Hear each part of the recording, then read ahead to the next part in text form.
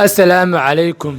markii aad tahay dhakhtar ku takhasusay neerfaha waa inaad ku fikirtaa inta aad ku jirto shaqadaada inaad arkayso waxyaabahan oo kale. intii aan waday qalliinka burada ayaan arkay cag soo taagan taasoo igilisay baqdin inaan ku fikiro joojinta qalliinka maadaama aanan weligay maskax qofeed ku arkin cag iyo gacan. sidaasi waxaa yidhi dhakhtarkii qalliinka ku sameeyey cunuga aan maanta sheekadiisa iniin wado.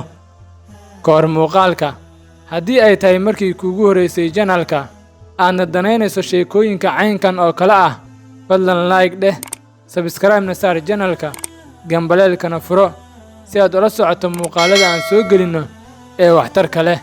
aan bilaabo fiidiyowga.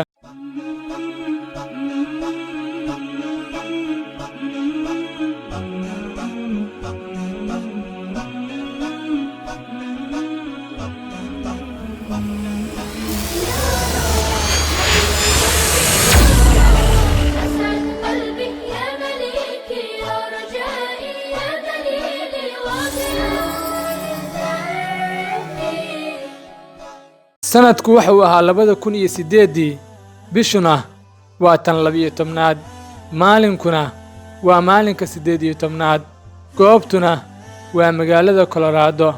mar qura waxaa la yaab ku noqotay dhakhtarka iyo caawiyaashiisa inay ku arkaan lug, gacan, bowdo iyo qaybo kale oo ka mid ah cadadka jismiga qalliin ay ku wadeen maskaxda cunug yar oo laga helay buro.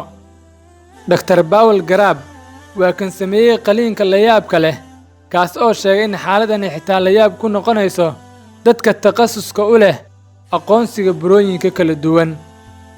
dib u fiirinta adimadii la soo saaray doktorku ma caddayn inay yihiin labadan xaaladood midkood nuuc ka mid ah burooyinka kaas oo loo yaqaan teratoma afka qalaad halka af Soomaali ahaan ay noqonayso yeelashada xubno dheeri ah sida keli, beer, lug ama far. ama nuuca kale ee loo yaqaan fetus in situ afka qalaad noqonayana afkeena in mataanku uu ku dhex beermo mataankiisa kale.